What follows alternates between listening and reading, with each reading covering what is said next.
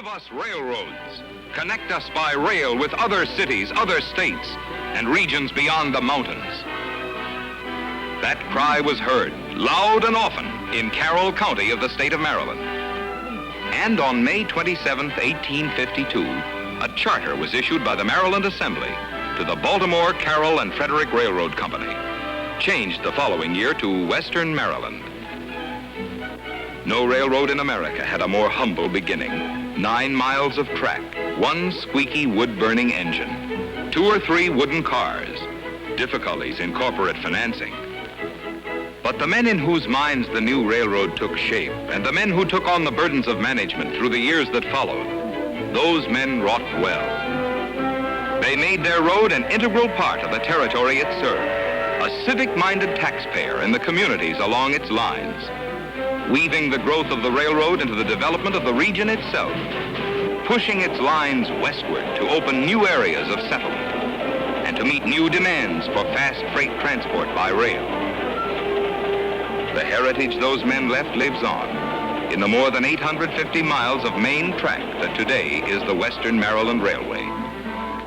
An important Class 1 trunk line starting at Baltimore Eastern Terminus and rolling westward, with branch line to York, Hanover, and Gettysburg in Pennsylvania, through Hagerstown to Cumberland in Western Maryland, branching at Cumberland, southwest to Elkins and Webster Springs, West Virginia, and northwest to Connellsville, Pennsylvania, near Pittsburgh, originating a multi-million-dollar freight traffic within its own territory, and through its principal connections with other major roads, linking the Atlantic seaboard with the Middle West, the Great Lakes area, the South and Southwest.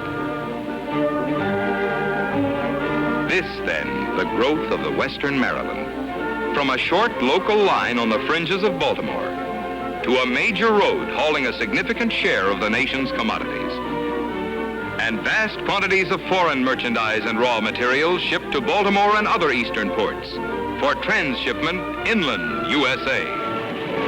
Rolling into Hagerstown, gateway to the south, and the hub of the entire Western Maryland system.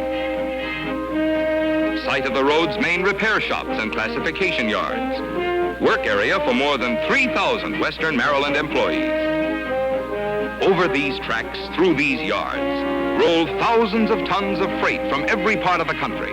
Destinations east, west, north, and south USA.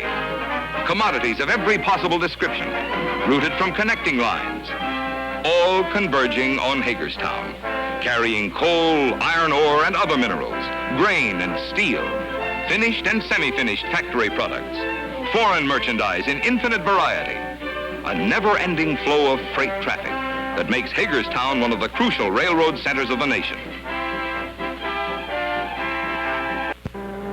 On our way again, eastbound out of Hagerstown, through the heart of Maryland, to the city of Baltimore, headquarters and main terminus of the Western Maryland Railway.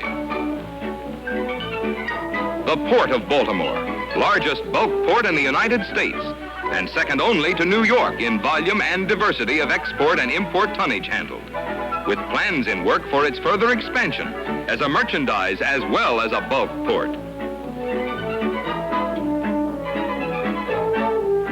This is Port Covington, Western Maryland's 185 acres of shipping and rail facilities, an integral part of the Port of Baltimore.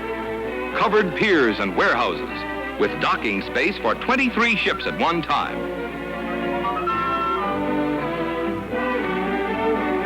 Diesel locomotive repair shops, a roundhouse, and car repair yards.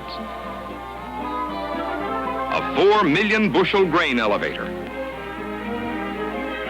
A huge 2,500 car radio controlled yard with 75 miles of track. All this and more within walking distance of downtown Baltimore. The sights and sounds of a busy marine terminal in motion. The dynamics of world commerce. Western Maryland men and machines at work. The meeting of trains and ships. Exchange of cargoes. All part and parcel of Port Covington, telling the world that things are moving and moving fast. Grain from the west and the Great Lakes area by way of Connellsville. Wheat, corn, oats, rye, and barley. As well as boatloads from the Chesapeake Bay country and the Carolinas, brought for cleaning, mixing, and storage to western Maryland's huge grain elevator. 36 million bushels of grain transshipped in a year, a 9 times annual turnover, by ocean freighters to Europe, Asia, and South America. Another operation by western Maryland in serving shippers on its lines. Car barges, 2 at Port Covington, 2 at Sparrows Point, 1 at Wagner's Point, and 1 at Cabin Branch. Averaging about 400 cars a day, in and out. Ore, coal, steel, petroleum, and general freight commodities. Continuing our survey of western Maryland's general fast freight traffic, originating on line points, a return trip to the Hagerstown, Chambersburg, York area. Factories turning out finished and semi-finished products of all kinds. Wood and paper. 3 of the largest cement plants in the country. Limestone and other useful minerals. Tools and machinery of every description. Light and heavy industry. Food processing plants. All this and more along western Maryland lines in this sector of Pennsylvania and Maryland. The commercial pattern that western Maryland presents to American business today is drawn in heavy black ink, the economic picture of a healthy, growing railroad, with a fleet of over 200 new and top-conditioned locomotives. More than 12,000 freight cars of every description and purpose. Seaport facilities that rank with the best in the country.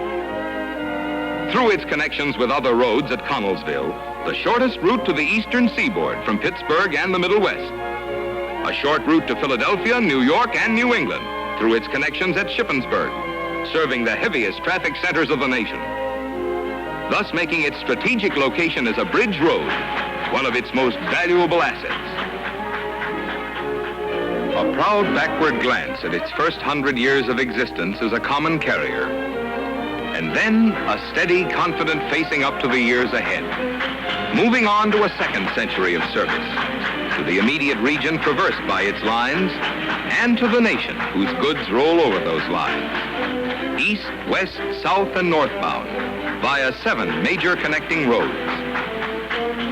This, then, is the Western Maryland story, a story rooted in the historical traditions of a young and vigorous country, a story of management, imagination, and flexibility, taking new directions in the cross currents of American commerce and industry, setting new standards of service, reaching toward new achievements in the forward march of American enterprise.